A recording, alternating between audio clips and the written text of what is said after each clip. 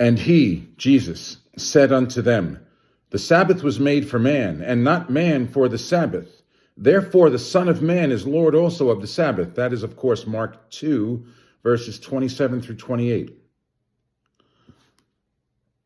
So Jesus is the Lord of the Sabbath, and yet church leaders have used that verse and others to assume that they could change the day, implying that they think that they actually are the Lord of the Sabbath. If Jesus is the Lord of the Sabbath, then he should be the one to change it, not church leaders. And he never did change it. He knew what Isaiah 66 verse 23 said, that one day in the future, all mankind will worship the Lord from one Sabbath to another. He was very well acquainted with Isaiah 66 verse 23.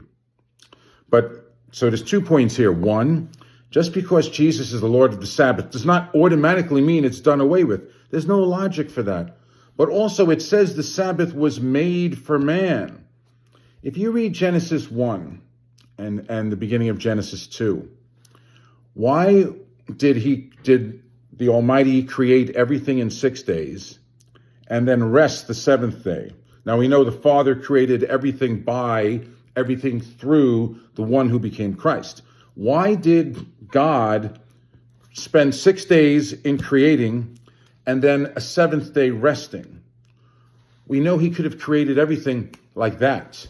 Why set the example of having 6 days of working and 1 day of resting when he could have done it all instantaneously? It would appear to me he was doing that to set us an example. He was doing that so that he could bless the day.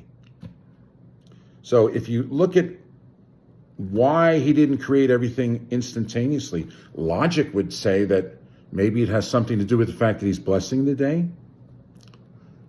You know, if God was going to get rid of one of the 10 commandments, then why would he give it in the first place?